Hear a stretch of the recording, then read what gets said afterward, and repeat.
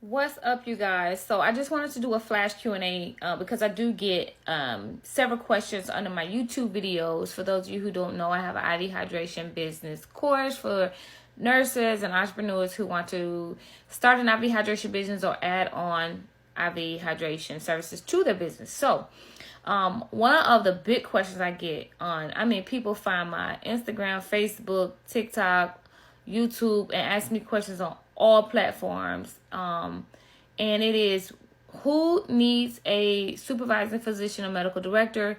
What is the difference between supervising and collaborative physician? And I just want to shed a little bit of light on that. If you are a nurse practitioner and you do not have full practice authority, you are not autonomous, you will need a collaborative physician. You will need somebody, it's required by your board of nursing, to call, to collaborate with in case something happens. Oftentimes, you don't even see that collaborative, but you still need to have them as a resource for you.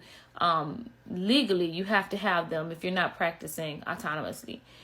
If you are a PA or for whatever reason, in the business policies, you have to have a physician on site, that is a supervising physician.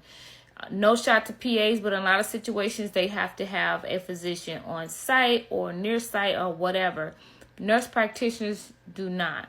We are not the assistant to the physician like a physician assistant. So physician assistants often need supervising physician, okay? Yes, they do collaborate with them, but it is kind of not the same, okay? Because that physician typically needs to be on site. Traditionally, that's what that means. If you are an RN, you don't practice medicine, you cannot prescribe, you need a medical director to manage the medical side because you do not practice medicine. So if you're an RN, you will be expected to get a medical director to write your standing orders, to call in case there's a reaction to something, to call if you need a resource, if you have a question. That should be written into your IV hydration business policies. It should be written into your standing orders, all of those things, okay? And places where nurse practitioners practice autonomously, full practice authority, let's say Delaware, let's say Maryland, plenty other states at this point. Those nurse practitioners do not need a physician at all. They are the medical director. They are the person that can practice medicine, and they can also be the medical director for an RN. So in those places, it's a bit different. I hope that helped you guys understand the difference and who needs who. Okay, so this is part 2 of my flash Q&A, and this is a question directly from YouTube. It says, is there anything LPNs can do in the cosmetic field? Now, I would say, this is my opinion, just based on what I know about scope of practice and everything else, LPNs can do post-op care. You can do post-op care for cosmetic clients who've had BBLs or breast augmentation or whatever, because you are not prescribing their meds. The surgeon did that. You are not doing any crazy wound care. If something happens, they need to go back to the surgeon for the most part anyway. It doesn't matter if you're an RN. You didn't perform that surgery. So unless you have some type of wound care orders already written, which an RN is not going to have that either, you just assist with ADLs. You make life easier. You know, you can do these things. You can take a certification, get a certification for lymphatic drainage, manual lymphatic drainage. You can do these things. Those certifications are not as long as your LPN program. It's just the fact that you want to know what you're doing. It needs to make sense. You don't want to go pressing, doing deep massage, talking about you doing lymphatic drainage, because you're not. You need to know how to do it. But yeah, you can do it. You can do that. You can do teeth whitening. You can do body contouring. You can do some things. Now, the reason why this person probably asked that question is because IV hydration is considered cosmetic. And for an LPN to do IV hydration, to have that type of business, you got to have some key people in place. LPNs work under RNs. You need to have an RN in place. Above that RN, you need to have a medical director, because the RN doesn't practice medicine and neither does an LPN. if you're able to find a nurse practitioner, because our licenses are not all in one. If you're a nurse practitioner, then you have an RN license in most states.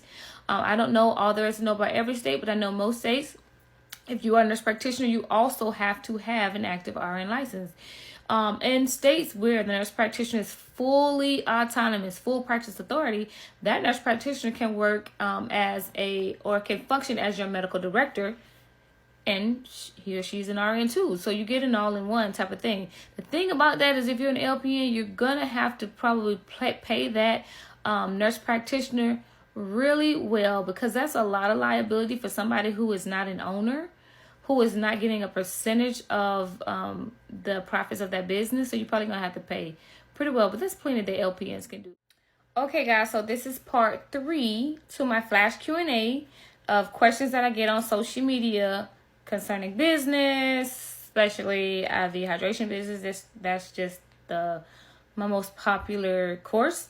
So one of the questions that I received was, do you have to have a separate NPI number for yourself and your business? That's National Provider Identification Number.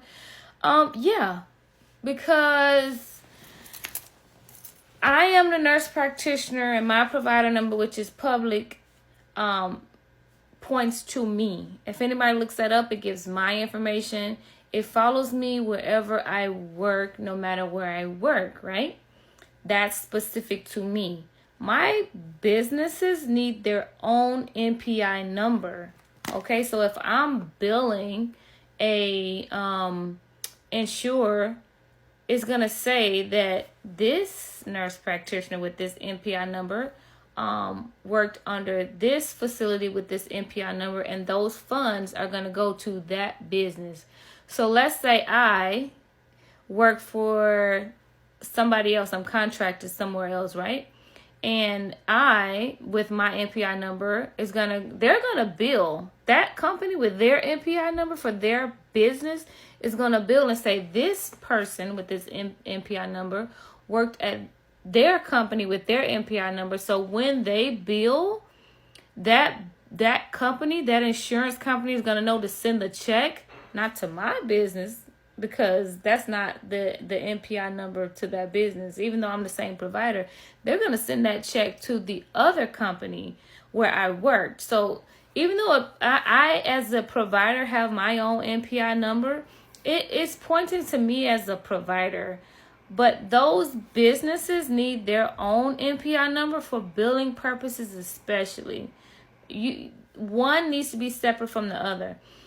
In the IV hydration business, do you need an NPI number? I would say yes, even if you're not billing, but it's really, really important if you plan to bill. If you want to separate your business identity from the next person's business identity, and you want your company to receive reimbursement to you and not to a provider that works for your company, because if there's 3 nurse practitioners and the insurance company is going to send reimbursement check, you want it to come to your business, not to those 3 providers' houses. So having 2 separate NPI numbers is really important, especially if you plan on billing. Either way, you should get one anyway. Okay, guys, so this is part 4 and the last part, because I'm sleepy. Anybody who probably really knows me can hear my voice and know that I'm sleepy. And if it wasn't for this filter, y'all probably would be able to see that I'm sleepy.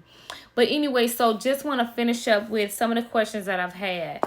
How do I start a telemedicine business? Same way you start any other clinic. You have to have all those things in place. The only thing is, when it comes time to actually see your patients and have your patient encounters, it'll just be virtual. It has to be audio and visual.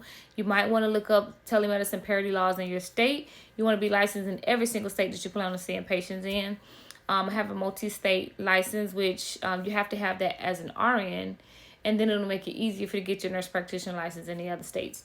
Another question is, okay, what happens if your IV hydration business stalls? Then you need to add on services, weight loss services. You need to add on Clear Lab. You need to add on post-op care. If you're a nurse practitioner, add on pre-op clearance. You need to add on to your business to make it a profitable business. oftentimes, especially things are really trendy. IV hydration is kind of trendy, but in order for you to keep the revenue coming, to keep it flowing, you may want to consider adding on other services, especially if you're a nurse practitioner. It makes it so much easier. RNs, there's other things that RNs can do to add on to their business. You can train other people. There's plenty that you can do, but just don't leave the business. You need to add on to the business and offer other services. There was another question that was on my phone, and now that I'm trying to end this flash Q&A, I can't think about it. However, someone asked, do I offer coaching? I just implemented my mentorship program. It is a little bit different from business consulting, meaning that it's a little bit more of encouragement. Obviously, there's some information that's going to be provided, but people who ask for mentorship, typically they just need that extra push.